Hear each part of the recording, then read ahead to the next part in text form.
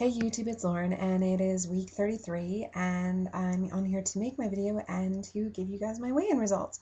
So this week I weighed in at 233.4 pounds, which is a 1 pound loss from last week. That's 126.6 pounds lost since December, and that's 89.8 pounds lost since surgery.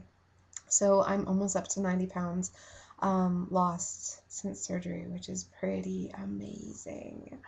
The fact that I've lost 126 pounds, that's a completely other person. That's pretty amazing. I love that. So that was really cool too. It was a good weigh-in as well, considering that it was a kind of a stressful week, this past weekend. Of course, I moved in with my roommate and stuff, and um, everything's going awesome with my roommate. The food is great. We both eat so clean, like I told you, and she'll cook, I'll cook, and we just share food, and it makes things so much easier. So everything's awesome that way. But the week before, like, it was tough. Like, there were cookies and pizza around, and I will definitely say I had some cookies and some pizza. So yeah, I probably could have did better, but I'm not gonna shelf off a 1 pound loss considering the stress and stuff too, because stress definitely depletes your ability to lose weight. Um, so, and I only got in one workout last week. That was a really bum deal for me. I went for a run and a jog, and I was sprinting, and I pulled my rectus femoris muscle, which is the top muscle of your quads, and it hurt so bad. It was difficult to climb the stairs. It was hard to walk normal, like just very, very painful muscle to pull, and it was quite strained because it took at least a week to heal. So, I was off from working out for a whole week, and that really kind of sucked. Um, but yeah, I mean, everything is going really, really well. I'm really pleased. I'm really happy with my workout and stuff that I had tonight. I just kind of got out of the shower and thought I'd come on here and make a video after my workout, which was really good. Boot camp was canceled tonight because of the weather. We're having another snowstorm. But yeah, I just did my own workout and it was great. I feel good. Um, I read an interesting study that I wanted to share with you guys. So, the study suggested that we eat more because of the fact that our food is not as nutrient dense as it once was before mass manufacturing and commercial crops kind of took over, our food industry. So let's say an apple in the 1930s is being compared to an apple today. In order to meet the nutritional level of nutrients, vitamins, minerals in the 1930s apple, you would have to eat 3 of today's apples just to meet the same level of nutrients, minerals, and vitamins. And so the study suggested that because of the fact that the food is not as nutrient dense, we have to eat more in order to get the nutrients and vitamins that our body wants and needs. And the study suggests or, indicates that our body is smart enough to make these decisions towards the food that it wants to eat. Like it's naturally programmed to know, okay, so, we need more vitamin C, so oranges sound great, let's eat an orange, and so it does that, and it's awesome. So, um, the body's kind of been tricked because, for starters, we don't have any seasons anymore. So we can go into the grocery store and we can get anything.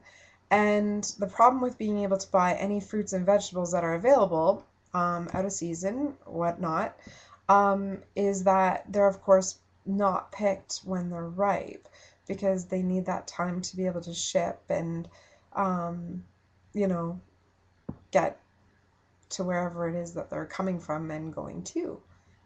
And I thought it was really interesting because, um, you know, when you think about that, if the body's able to be triggered by knowing that a fruit or vegetable is ripe, right? So color, the smell of freshness and ripeness, um, you know, the texture of it, like the body, these are signals that the food sends to the body saying, hey, you know what, you want to eat me. I am ready and at my most powerful vitamin, mineral, nutrient content, so eat me. And so the body says, okay.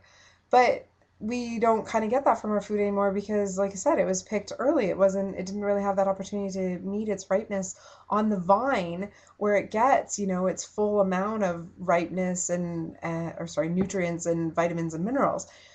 And so this study, I want to read more about it because I really think that it's quite interesting, because that would explain why you eat, like what this study is trying to prove is that this could be um, tied into our obesity epidemic. So, because of the fact that people are eating more to get nutrients or minerals or whatever the heck they're doing, um, then that would explain why, or help explain why there's the obesity issue. It's because, of course, if you have to eat 3 apples, right? And let's say an apple is 60 calories. I can't remember the exact calorie count for an apple, but let's say one apple is 60 calories. And let's say that you eat 3 apples. Well, I mean, you do the math. I mean, you've just eaten more calories eating 3 apples just to get the vitamins, nutrients, minerals, and stuff that you needed or wanted from the fruit that your body wanted, right? Just to accommodate it. And it would also indicate why we're such a like multi, billion-dollar industry when it comes to vitamins and mineral supplementation, because we need that, because it's not in our food, because our food can't meet those requirements, because we're consistently doing things with commercial growing, and that includes things like pesticides and herbicides and fungicides and fertilizers, to put stuff back into the earth so that, the plants can do their best growing and they can in turn like give the best nutrients and stuff to the, fruits and veggies and stuff. But, that's man putting fertilizer into the ground to give it the ground what it needed and what it would have already had, we just grown things the way that we're supposed to grow things, which was we grew things in the ground and we replaced it with manure, which came from animals that ate the grass. And, like, that makes sense. And I know that I'm kind of all over the place with these thoughts and stuff like that, but I mean, when you start reading up on this stuff and you really look into it, it really starts to become very clear about how much we've altered our food system and how we need to be very careful about how much we continue to alter it. Because, I mean, look around you and look at loaves of bread that say vitamin enriched bread. Vitamins never had to be enriched in bread. Once upon a time, stone mills would grind flour and everything in the flour would be there. All the natural vitamins and minerals were in that flour. But then we decided that if we used a marble press and we just got down to the, white fine flour of it all and completely got rid of the wheat germ and the wheat husk and, the things that contained the vitamins and minerals, we could mass produce it and we could make millions of things with this mass production. And as well, the flour didn't go bad because it didn't have the oil that was in the seed that would make the flour go rancid. So, we need to be very careful and very aware of what we're doing when it comes to manufacturing and playing with what is a natural process. And I fully support community gardens, backyard gardens, people growing their own food, because it is the only way that you are ever going to get the most nutrient dense, the most healthiest, most organic form of vegetables and fruit. And I know people say, oh, but that's so much work and so on. And, but I like to think that it's worth it. I mean, I grew my own peppers and onions and tomatoes and herbs this summer, and it was fantastic. I really, really thought that this is cool and it's beneficial and it makes you feel good. And, you know, like, it didn't cost anything except a bit of weeding time and maintenance and care, you know? Like, and that's nothing when you think about what it takes to ship a pineapple here or oranges. Like, unbelievable. And I love pineapple and I love oranges and I love all sorts of tropical fruit. So I am grateful that they can be shipped here and stuff like that. But I will say I am eating blueberries that I picked back in the summertime right now during the winter, and they are fantastic. They taste amazing. Like, you can't get store-bought blueberries like this because I picked them at the peak of their freshness, at the peak of their nutrient value, you know? Like, you just, I don't know. It's just my thought. I'm just sharing it with you guys, just putting it out there. Let's consider it some food for thought.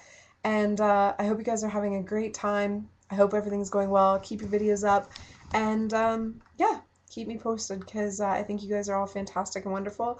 And I wish you all the best. Thanks and have a great night. Bye.